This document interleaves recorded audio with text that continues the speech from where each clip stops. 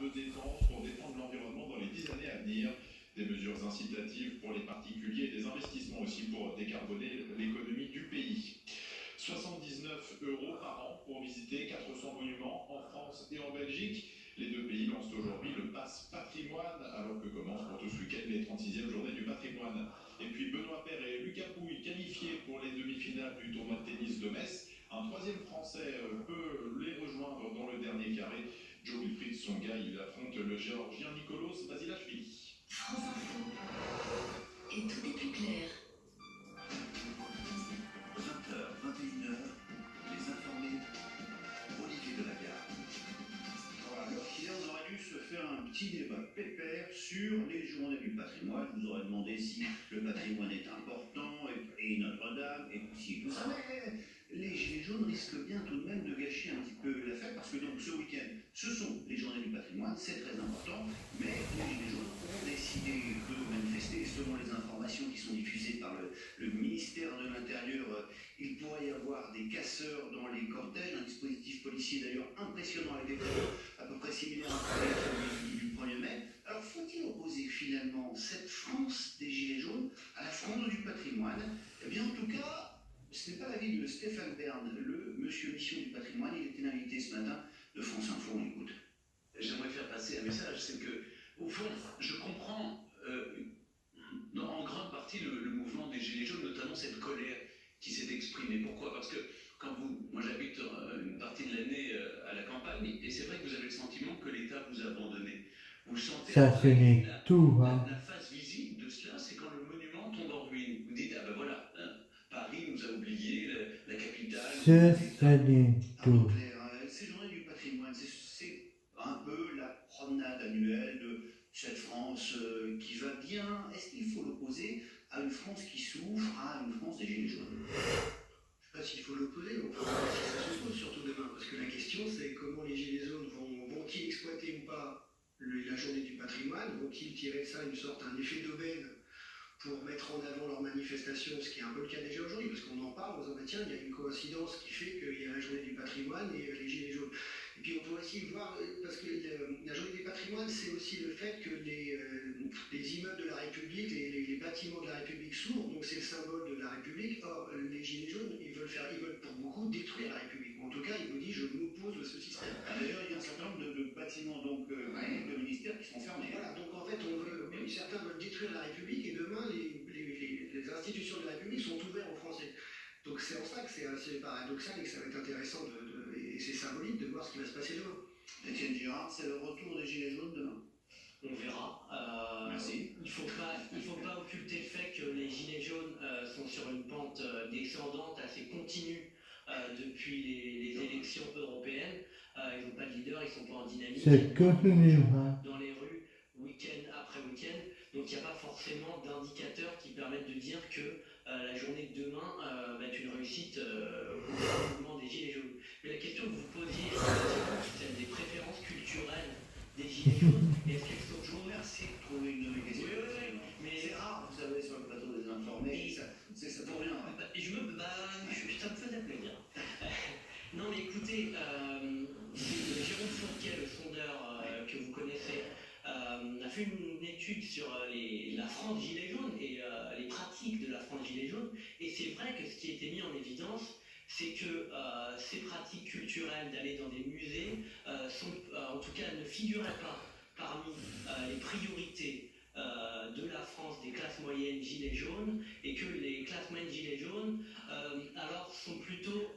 ce qui ne veut pas dire que par ailleurs ils ne sont pas intéressés, en tout cas ça ne fait pas partie des priorités, et que les priorités sont sur la proximité, c'est-à-dire que la France Gilets jaunes c'est plutôt une France qui aime sa maison, qui s'occupe de sa maison, de sa famille, qui accorde une importance à avoir un écran plat par exemple, et on peut s'interroger dans ce cas-là. Quelqu'un a fait non de la tête, tu es du tout d'accord avec ce que vous dites? Non, moi je ne suis pas d'accord parce que en fait, je trouve que c'est la France des Gilets jaunes et la France du patrimoine. J'ai voir un point commun très fort, c'est en fait cette volonté de continuer à exister, ce cri d'alarme de dire attention, je ne veux pas disparaître.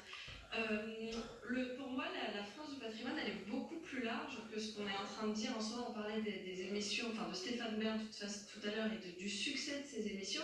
C'est pas une France qui est réduite à une tranche de la population.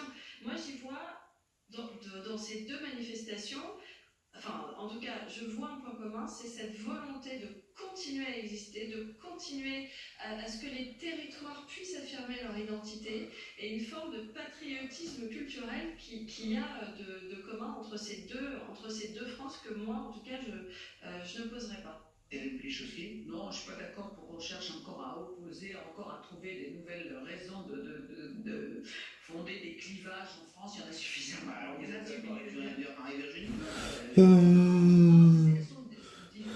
C'est très très différent. Mais en revanche, la France qu'on appelle la France du patrimoine, je me suis demandé ce que ça voulait dire, c'est-à-dire ceux qui vont visiter les hauts lieux de la C'est République. tous les Français. C'est tous les Français qui Non, qui demain vont aller. À mon avis, c'est Il y a pas du 20 tout 000 homogène. personnes Les gens qui vont qui se promener, qui vont aller visiter, effectivement, qui vont aller faire la queue pour rentrer à l'Élysée, etc., c'est aussi Mais des partout familles en France, extrêmement. dans Il y a 17 certains 000 oui, mais c'est oui, mais c'est des familles aussi L'Assemblée. extrêmement populaires. Ce ne sont pas des gens finalement des très populaires, c'est-à-dire des gens, vous savez, qui disent eh bien, moi, j'ai jamais vu l'Élysée, je voudrais voir l'intérieur de l'Élysée, je voudrais voir ça une fois dans ma vie. C'est un peu ça, les gens qui vont là-bas. Donc, ce sont des gens aussi très modestes. Il ne faut pas non plus s'imaginer que les Gilets jaunes ont le monopole de ce que peut être le peuple français. Pour moi, les Gilets jaunes, ça représente certaines personnes qui, effectivement, on a bien 100 fois analysé leurs revendications. Maintenant, ils n'en ont plus. Ils n'ont plus qu'une seule envie. La seule revendication, c'est de manifester. Ils n'ont pas de projet, ni de... Hein. Donc, ça, c'est un peu...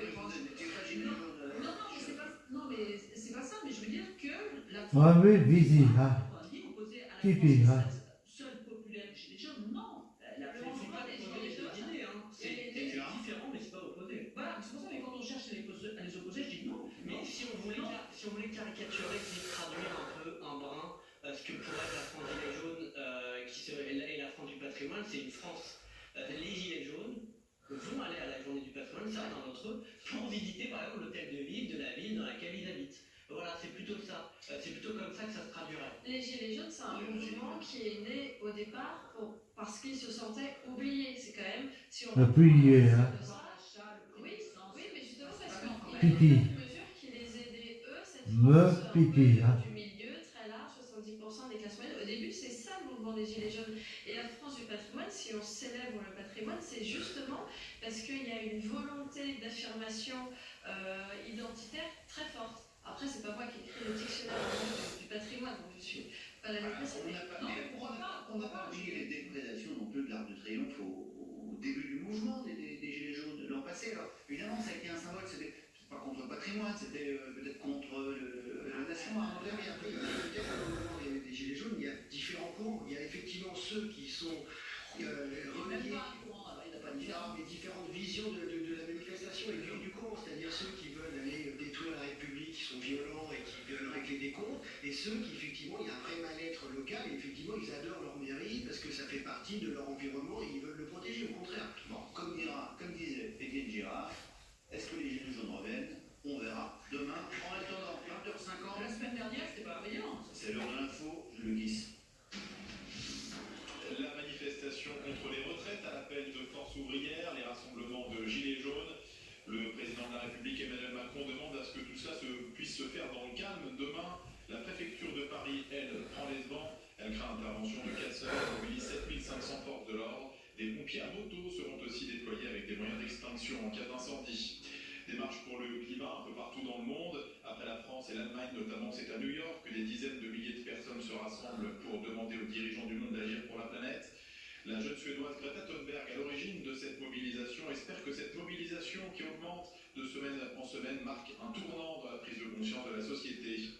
Le tribunal d'Évreux requiert 2 ans de prison, dont 18 mois avec sursis, contre 14 militants antispécistes de l'association Boucherie Abolition. En avril dernier, ils étaient introduits dans 3 exploitations en Normandie pour libérer des volailles de leur élevage. Quelques dindes avaient pu s'échapper, mais surtout 1500 volatiles étaient morts dans un mouvement de panique. Des dizaines de milliers de personnes sont réunies dans les rues d'Alger en ce moment. Elles demandent encore et toujours le départ de tous les membres du clan Bouteflika, l'ancien président qui est contraint à quitter son poste. Tant que ces membres du système sont en poste, ils ne veulent pas entendre parler d'une élection présidentielle. L'armée qui assure la transition à la tête du pays en annonce une pour début décembre. Et puis le match vient de commencer entre Strasbourg et Attends. l'ouverture de la 6e journée de Ligue 1. En cas de victoire, les Canaries passeraient provisoirement premier du championnat. France Info. Et tout est plus clair.